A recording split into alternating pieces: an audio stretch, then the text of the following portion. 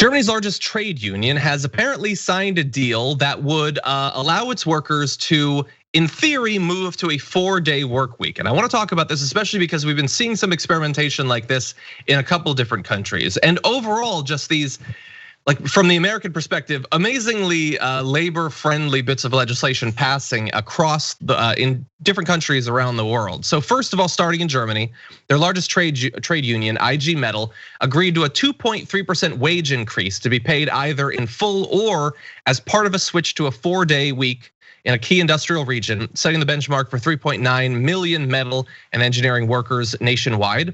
Their salaries will increase from July, but the additional money will not be paid out until February next year as 18.4% of a single monthly salary, according to the company, the trade union, I should say. An equivalent payment in February 2023 will be worth 27.6%, and there will be a one-time coronavirus premium of 500 euros, slightly more in dollars. So I don't know if it's actually determined exactly how that's gonna work, but it could be, I would say, larger than the vast majority of other international experiments we've seen so far of switching over to a 4-day work week. And I don't think that I've spoken about my passion for a 4-day work week with either of you before, so I'm very curious what you think about both this experiment and other countries looking into this as a possible option, especially coming out of the experience of 2020. Oh, I think it's incredibly wise. We do have this nation that's built on capitalism and really exploiting the worker. But the thing is that there are consequences for that, whether it's having poor health care, running yourself into the ground, or just not enjoying any kind of quality of life. And it seems that Germany is really investing in its people by not only making sure that they have adequate pay, but also that they're not working or living to work.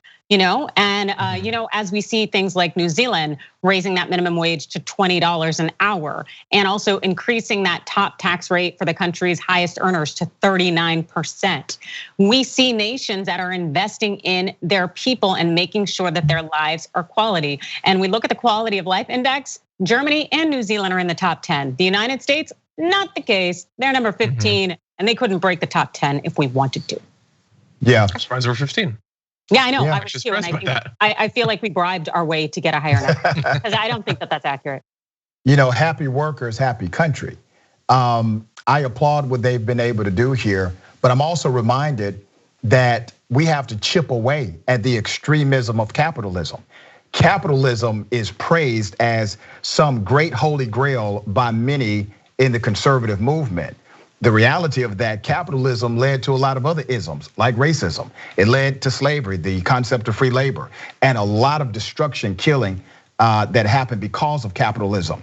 Capitalism only functions at its best when there's a permanent underclass, because you must maintain a poor working underclass in order for the extremism of capitalism to flourish. And any chipping away at that across the seas or domestically is a good day on this planet. Yeah, and let's skim across a couple of other countries that are experimenting in these areas. So almost a fifth of companies in the UK are considering bringing in a 4-day working week after the pandemic, according to a survey by Be The Business, a charity that focuses on productivity in the workplace. The hope is that it would boost productivity, but it seems that some are already onto it. In fact, 5% of small and medium-sized businesses, 300,000, are ahead of the game and already have a 4-day week. The Spanish government also, we talked about this on the Damage Report a few weeks ago, have begun this sort of experiment in one area of switching over to a 4-day work week. And it depresses me every time the topic comes up that it's still considered so radical that best case scenario, you get a little experiment. Like, how is it baked into the physical constants of the universe that best case scenario, 2 days off? That's all mammals need.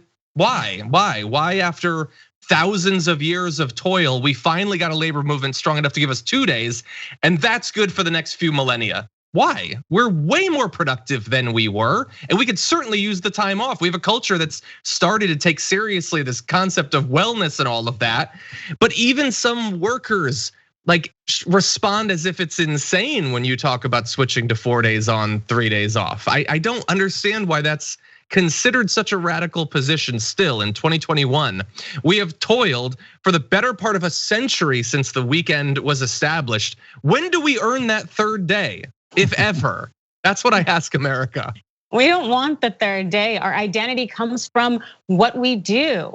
When you ask people, tell me about yourself. First thing, what do they do? What's their job?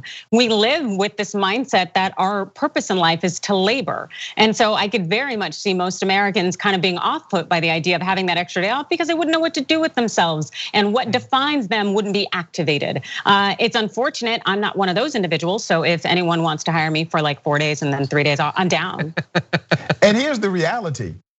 Like, people already kind of take a 4-day work week anyway. Nobody pulls it all the way on Friday, okay? Nobody goes all out on Friday. There's one day, or maybe Friday is not your day. Maybe Monday is the day you don't really go all in, right? Everyone kind of does it. Everyone has that one day where it's like, I'm gonna just double down on this day, but I'm gonna take it easy on this one. So the concept has always been there, but you're right. There's an indoctrination about the 5-day work week and the Saturday, Sunday weekend. And what is indoctrination? Indoctrination simply means you are unable to critically challenge what you believe.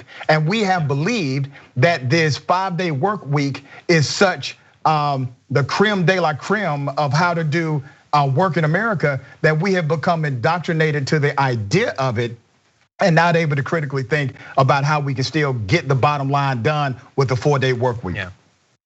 Yeah, finally, I want to mention, I want to give a bit more detail to something that Adrian brought up, and that was the recent minimum wage increase in New Zealand up to $20 an hour. And they've increased the top tax rate for the country's highest earners to 39%. The government estimates the minimum wage increase, a rise of $1.14 per hour, will affect up to 175,500 workers and increase wages across the economy by $216 million. Now, this is New Zealand dollars, so that works out to slightly more than $14 an hour, but that is the new national minimum wage. I can remember when America stood on the precipice of a $15 an hour minimum wage, but then the parliamentarian got in a crabby mood, and so we didn't end up getting it. But maybe someday. Yeah. And this, by the way, is coming just a couple of weeks at most after New Zealand passed their enhanced maternity, paternity, and bereavement leave policy, which is just amazing. There's really nothing like it in the world. And I've tried to find out if anyone in any of progressive politicians are working on something like that. We supposedly have a moment now with Biden becoming president where maternity and paternity leave could actually get passed.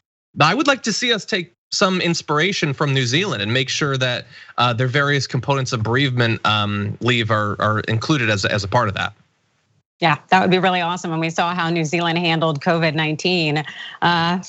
Man, I got a girlfriend who met a New Zealander, married him, and she's like, I'm out. She lives there now. They got big bugs, but got big bucks, and now living the healthy life. It's just we're just sitting here across the pond, just being like, okay, I'm glad you're not going to die from COVID like a lot of us have.